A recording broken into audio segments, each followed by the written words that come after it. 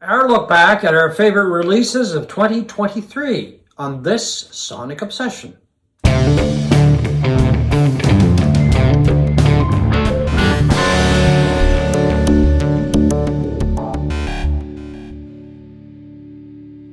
Something a little different this year as we look back on last year and some of our favorite albums and music.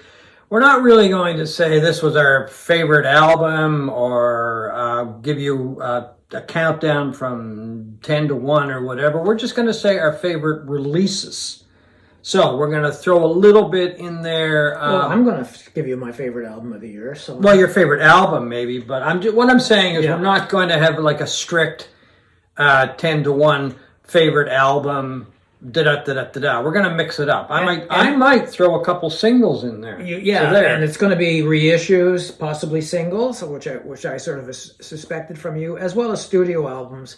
To be honest, I didn't buy a whole lot of music this year because of the cost of the music, and I think I only bought 2 reissues. So if there's a reissue on my list, it's because I liked it among my favorite albums of the year. So let's just. I didn't buy a lot either. I probably bought more reissues. I just found the year itself, 2023, was kind of flat. It was overall. It was for most of the year, but I found it really picked up in the last half. But for the first 6 months, it was like I don't like anything I'm hearing. Yeah, I know. Anyway, a lot of good stuff did come out. You're right, later on in the year, but overall, not a great year to remember. But anyway, why don't you start us off with one of your favorite releases from 2023? My first one was "Stop Making Sense" by the Talking Heads. That's a reissue. It's a reissue of the soundtrack of the greatest concert film of all time, in my opinion. And the soundtrack is exceptional, as we both know. We went to the reissue, the remastered version of the movie in IMAX. I went twice. And it was incredible. This album is full of energy, incredible energy and funk. David Byrne was never better as a frontman than he was in this movie in his big suit. This album makes you dance and sweat and move, and it is just an absolute. It's the pinnacle of Talking Heads as a group. This originally came out in 1984, and this is the vinyl reissue that came out earlier this year and is now going for quite a lot of money on Discogs. And I'm right with you. That was my first pick for a release from the past year. I mean, I could go on about the movie for another few minutes, but I won't. We've already talked about it. I love that movie. I love the soundtrack. Yeah, it was just it's full of energy and full of funk, and you can't go wrong. If you haven't seen the film yet, go see it because it will rock your world. Rock your world. It will make you feel good, and you may even get up and jump around a little bit. Anyway, what's your next pick? My next one is another live album. It's Closure Continuation Live by Porcupine Tree, a band that I love dearly, and I've spoken about my love for this band a lot. It is a live show of the most recent reunion tour from 2022, and the centerpiece of that was the reunion album, Closure Continuation, which I really did not like and didn't even make my best of 10 list last year. But the live version is incredible. The band is cooking. They're great musicians led by the great Gavin Harrison on drums, who I think has become the best drummer in rock today. It is, And Steven Wilson, of course. And as first, Steven Wilson, I mean, he is one of the best, I think, certainly at the top in terms of musicians for me in the world today. He just does so much material, does great work with reissues and remixes. And if you've never heard Porcupine Tree, this really is a really good starting point for you, because it basically is a best of Porcupine Tree. My wife and I saw them at Radio City Music Hall in New York on this tour. And although the sound wasn't the greatest you would think it would be in a building. You would think, yeah. It was a tremendous concert and well worth a listen. Closure Continuation Live, Porcupine Tree. Okay, my next choice goes to a guy who just lives down the street, I guess. I haven't heard that he's left Halifax, and not far from where we're recording this right now. It's Bahamas' new album. It is called Boot Cut, and it is an album that he did in Nashville. And so it's got a country feel. He's got some great help on the album from a number of different people, notably Mickey Raphael, the great harmonica player who's played with Willie Nelson for years, and Vince Gill is playing on the album. It's got a real country feel on most of the cuts. I just really like Bahamas. I think his songwriting is great. It's very similar from album to album, but I really enjoy it. And his guitar playing and the people that he surrounds himself with just keeps getting better. Yeah, I have not heard it, but he's a very tasteful performer, and I'm sure it is excellent. We once saw him live open for Wilco. Okay, the next one on my list, and I don't have a physical copy of it, is Javelin by Sufjan Stevens.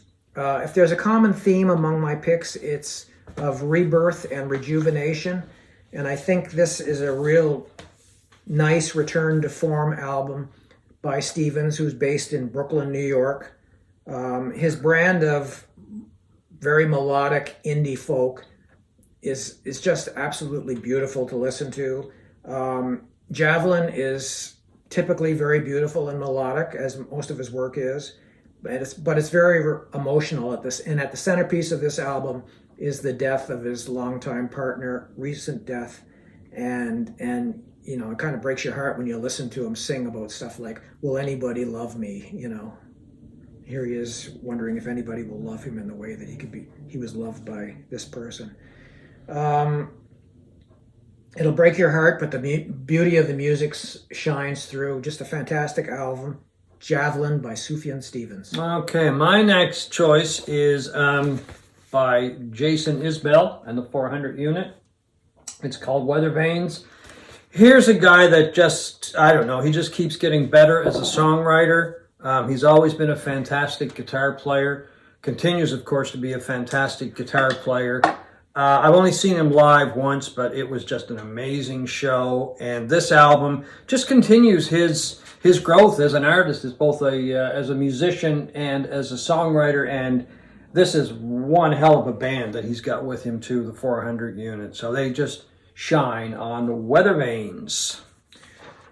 I like that album too, although it didn't make my list. I don't find it to be as good as like some of his earlier work, like what was it? Southeastern. Southeastern is, to me, is the pinnacle of. Yeah, I would say that too. I just really like that album as well. So. My next one is Chrome Dreams by the unpredictable Neil Young. This is another one of those lost albums from Neil, whatever the hell that means. So that's one, right? We had this discussion when you bought it in the car a couple of weeks ago. That's Chrome Dreams 1, and I was saying, well, Chrome Dreams came out a few years ago, and it was a light blue color, the jacket or the CD case, and what that turned out to be Chrome Dreams 2. Yes. So mass confusion, but that's Neil, right? Yeah. So that is one. This is one. This is an album that the songs on this album were recorded in 1976 and 1977, and they were never released because, well, in this form, they were never released. Apparently because Neil was living next door to Carole King at one point at this time in his life, and he brought Carole over to listen to the album, and she said, "But Neil, this is not really an album. You know, it's very sprawling. There's no real cohesive unity to it, but it's a very kind of raw album, like Neil was going through at that period." Yeah. So he ended up not putting out Chrome Dreams, but a lot of these songs ended up on other albums, like we were talking about that too. Like a Hurricane, which was on American Stars and Bars, which I love, one of my favorites, and Powderfinger and Pocahontas, which were both on Rust Never Sleeps. And a lot of love too, I think. A lot of love from Comes a Time. Comes a Time, yeah. Yeah, and I mean, all great songs. I mean, this would have been, if he'd put this out in 1977, without a doubt, it would have been arguably among, if not his greatest album of that great 70s period. It's a fantastic album, and I know I've got these things repackaged on other albums, most of it. But now together. Now together. Where they should be. Chrome Dreams 1. One came after two. Strange dude, but he's still, Well, Neil is Neil, right? You gotta love Neil. And they sound great on vinyl, his stuff, so I had to buy it. Okay, my next one is Dixie Chicken by Little Feat. I think if you watch our channel from time to time, you know how much I love Little Feat. This is a remastered version of the album, plus some live material as well. And it is a great sounding album. And there's actually some hot takes and outtakes and rarities on this as well. I forgot to mention that. Mobile Fidelity did a version of Dixie Chicken a while ago. And of course, that's supposed to be the pinnacle of sound, right? Well, this sounds a lot better. Basically, that's it. I mean, the album hasn't really changed much, except for the sound is the best sounding Little Chicken I have ever heard, and it beats the Mobile Fidelity version. And as I said, there's some live material on here and some hot takes and some outtakes, which it's Little Feat, so they're great. Yes, they are. So that's my choice. And it's a great funky album. Great funky album. Speaking of funk, great funky band. My next album is Cousin by Wilco. Last year, Wilco's Cruel Country topped my album of the year list, my top 10. And this one is not quite as high in my estimation, but being a notch below Cruel Country means you're still a notch above most everything else. Well, that's true enough. I mean, yeah. Wilco is Jeff Tweedy is just one of the most prolific. He is an endless font of music and tunes.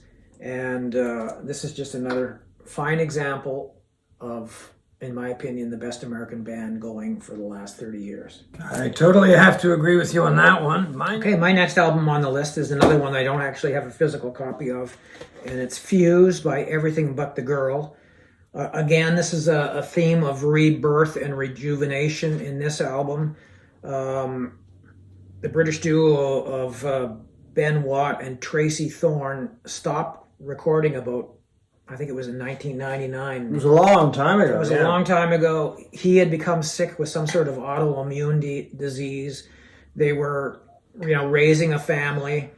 And then COVID came along and they just started and were in even more isolation, like a lot of us in the world were at that time. And they started making this record.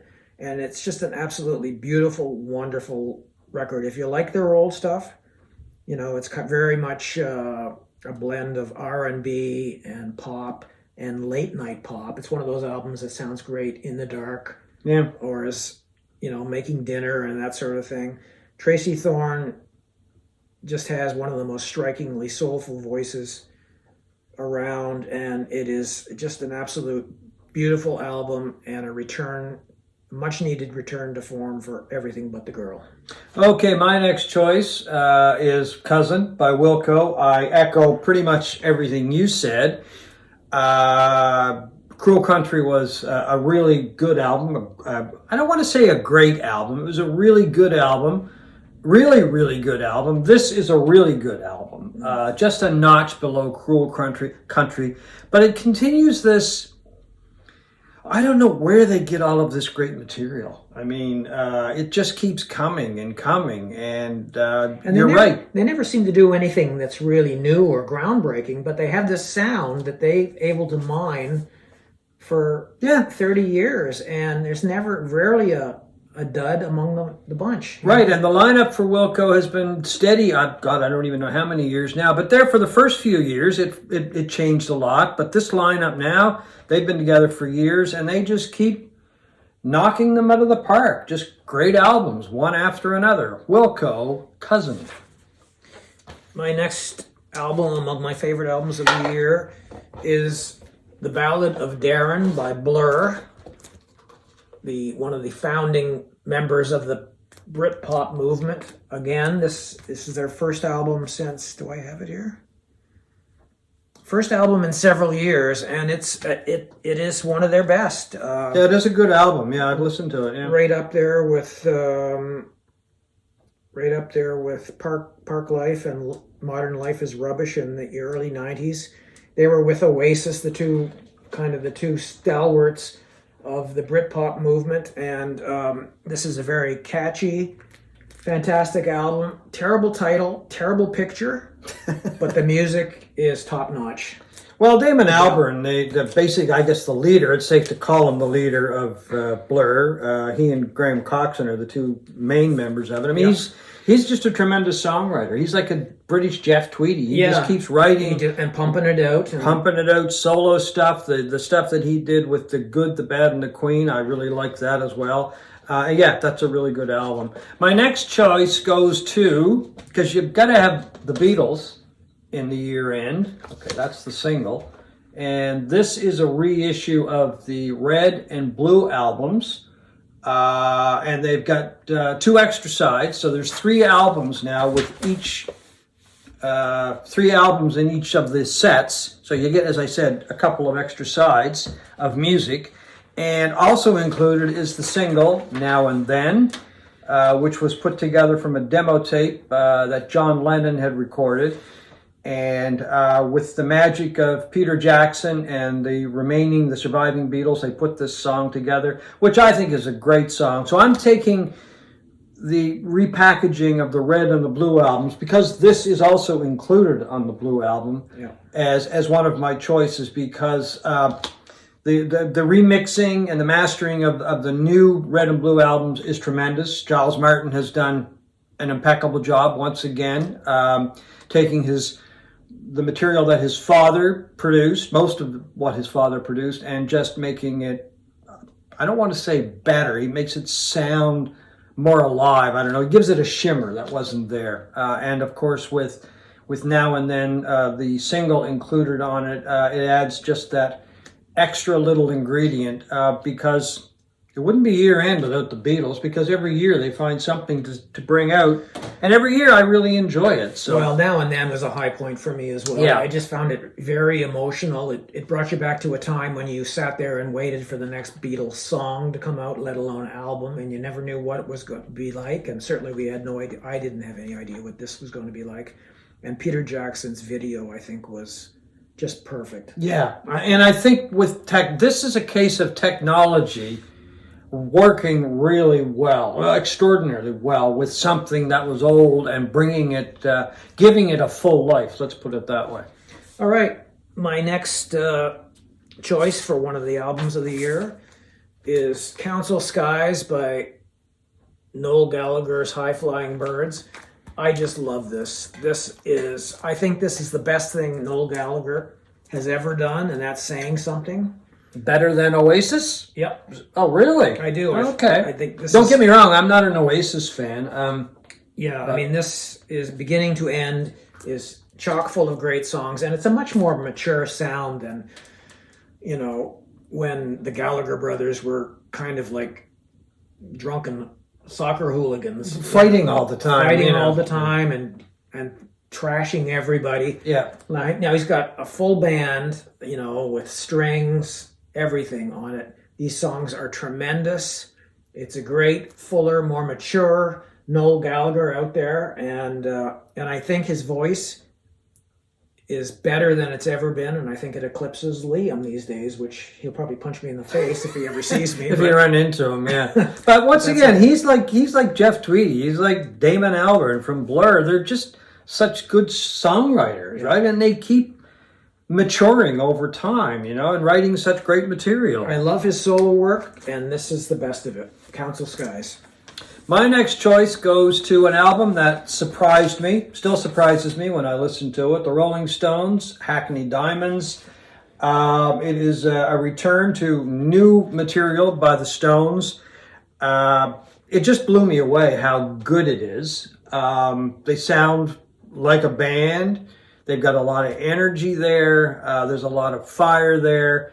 One of the great things I like about this album is Charlie Watts is on a couple of tunes. Bill Wyman is on a tune. Bill and Charlie are actually on one of the tunes together. So it's kind of like the Stones saying, we're still here. Don't count us out, which I find that amazing. That's one of the reasons it made the list, because I really got to give these guys a pat on the back for putting out such good music. They're going on tour in the next few months, and they're getting up there. Mick is 80, Keith is 79 or 80. I think he just turned 80. Oh, maybe he turned Yeah. 80. Ronnie's 76, 77. You got to give it to these guys because they're still doing really good music. Yeah, it was a shockingly good album in my estimation. I wasn't expecting anything. Me either. And, it was done with this young producer, Andrew Watt, and I think he injected a lot of youthful exuberance into a band that their youthfully exuberant days are long behind them. Well, you would think at that age, But right? but the album crackles and pops and rocks, and the duo with Lady Gaga is a Stones The classic. duet they did with duet. yeah. What did I say? Duo? Yeah, duet with Lady Gaga is fantastic. My next album is I.O. by Peter Gabriel. Now, Peter Gabriel was pretty much the man for me back in the 1980s. I loved him. I loved his voice, and I think, his run of albums, beginning in the late 70s with his self-titled debut, the so-called Car album with him in the backseat of a rainy window in a car. Oh, yeah. Was proggy. It was his first album since leaving Genesis. It was fantastic. And all his albums up until the last few years have been fantastic. And again, this is a return to form album. It took him 21 years to write and record this album.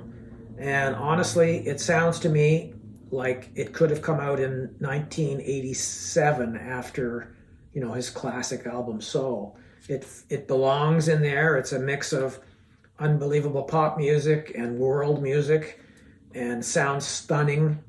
It was like he's never been away. Okay. I mean, it's 21 years is kind of ridiculous. And Well, he's done some stuff. what's in those 21 interesting? years, Yeah, he did a lot of live and studio stuff and soundtrack stuff. What's interesting about this comes out in 3 different mixes. This is the dark side mix, there's a bright side mix, and there's an Atmos mix, and they're all different. This one I like because, I was able to stream it first, and it's a more, in it, like the name implies, it's a sort of darker sounding album, which I kind of like more over the poppier sounding bright side. So that's the mix that made it that way? Yep. Oh, really? Okay, Yeah. that's interesting. It is very interesting. I'd like to have all 3. Just a fantastic album. Don't take so long next time, Peter. My next choice goes to Rory Gallagher, and I've seen it pronounced as Galler, but we always say Gallagher over here. He's an Irish guitar player. This set was recorded. It's called Rory Gallagher, All Around Man Live in London. It's from shows in 1990. Sadly, he passed away in 1995. Just a tremendous guitar player, known initially for the work that he did with an Irish group called Taste. Taste broke up. He formed another power trio, and then over the years augmented it with other members as well. I guess you could say blues rock. Very bluesy. He did a lot of blues stuff too, on not just electric guitar, but acoustic guitar. But this album is just a tremendous showcase of his talent. And it blew me away just how good it is and the quality of the recording as well. I mean, it was stuck away for years in a vault. His family, his estate, they have been releasing things over the years. And this is one of the best live albums I have heard in a very, very long time from a tremendous guitar player, Rory Gallagher, or Gallagher, depending on your pronunciation. The album of the year for me easily is also one of the best prog albums I've heard in many, many years. That's the Harmony Codex by Stephen Wilson. My love for Stephen Wilson and Porcupine Tree knows few bounds. And this is, like a lot of the albums on my list, a return to form after what I thought was a kind of mediocre effort by Closure Continuation by Porcupine Tree, the reunion album last year. This is just a fantastic album in the sense that a lot of proggy albums from the 1970s were bigger than life and important. It has that sound that thrilled you both in sound and content. I have no idea what this is supposed to be about. I don't know what the Harmony Codex is. All I know is it sounds wonderful. It's impressive. It's one of those albums that you put on and you just float away in the wash of sound. It is fantastic. This is the Blu-ray audio. I have not seen a vinyl version that was reasonably priced. So I bought the Blu-ray audio for $22, and it sounds incredible. As you would expect from Steven Wilson, he takes a lot of care with the sound and quality of his recordings. Just a fantastic album. I think this is the best thing he's done as a solo artist, which is saying something. The Harmony Codex, my #1 album of the year. Okay. My favorite album of the year is The Third Mind 2. So as you may have guessed, there was one before this. It's a group put together by Dave Alvin, a tremendous guitar player, known initially by me as Dave Alvin with his brother in the Blasters. The Blasters, yeah. And then he's had a long solo career. But he brought this group together, and it's really interesting how this thing all came about. And I have to refer to my notes here. He says, Alvin, the whole idea for the sessions was spontaneity. There was no rehearsal, nothing. We just went in that day, chose a key, and that was it. Of course, they had to choose the material as well. But anyway, it's just an amazing way to do it. They just went into the studio, chose some material, I guess, and then they started playing. And to continue with his quote, I had a crazy idea and was looking for musicians who perhaps didn't think it was so insane. So he gathered some musicians together. One of those musicians is a drummer that I've seen live and is a tremendous drummer, Michael Jerome. He played for a number of years with Richard Thompson. And the other people that are involved in the group, and I hope I have this pronunciation right, is Camper van Beethoven's Victor Krummenacher, and another man who played with Camper van Beethoven and Counting Crows, David Immergluck, and this wonderful singer who I'd never heard tell of. Her name is Jessie Sykes, and she has a group called Jessie Sykes and the Sweet Hereafter. She's like a mellow, subdued Grace Slick. She really sounds like Grace Slick, but not, Grace would sometimes sound like she was shouting, right? Yeah. But anyway, they took a number of songs on this album, like, okay, for a couple examples, Groovin' is Easy, the old Electric Flag song, and In My Own Dream, the old Paul Butterfield song, and there's an original on this album as well. And they just play, and they play, and then she adds these wonderful vocals, which, I don't know, they may not be everybody's cup of tea. I just found them very enchanting. And I got to do a shout out here to Norman Maslow, a person who has another YouTube channel. And because I was watching Mazzy's channel one day, and he was talking about this band, and he made them sound so unique and so interesting. And I had been looking around for something different to listen to, something kind of out there. So I picked that album up, and it totally blew me away. I've actually ordered their first album because I've read in places that it's just as good, maybe even a bit better. But it's just, a lot of the material is old, as you probably guessed from what I just said, but they give it this new sound. It's jazzy, it's kind of folky, but they really put their own stamp on it. The guitar playing is just out of this world, not something I would expect from a guy like Dave Alvin. But the other musicians as well are just tremendous, especially Jerome on drums. He just kind of keeps the thing going. So anyway, it is perhaps not for everybody, but because Mazzy mentioned it, I kind of get interested in it and said, okay, went and bought it, and he was right on.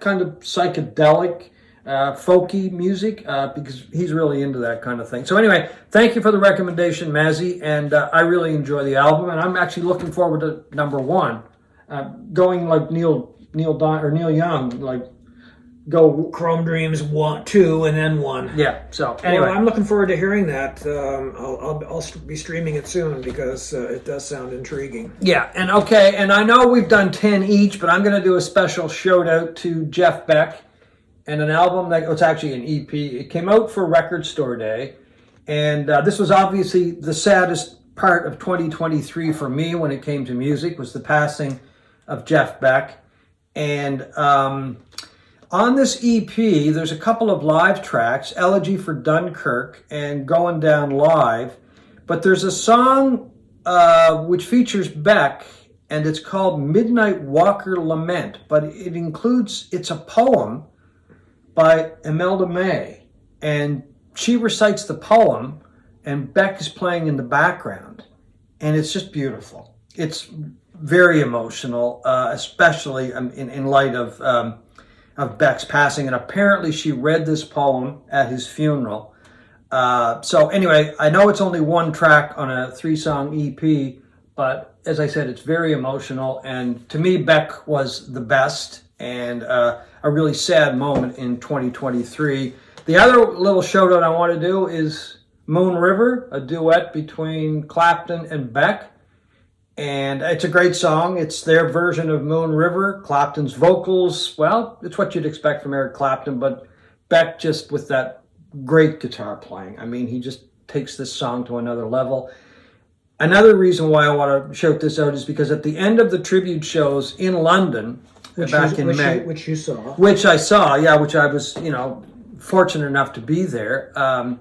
At the end of both shows, they stopped and they looked at a video of Moon River. So really, those moments meant a lot to me music-wise in 2023. I give anything to have Beck back, but they were emotional shows, and this song and, of course, the tribute by Imelda May just kind of put everything together and mean a lot to me as far as music goes from 2023.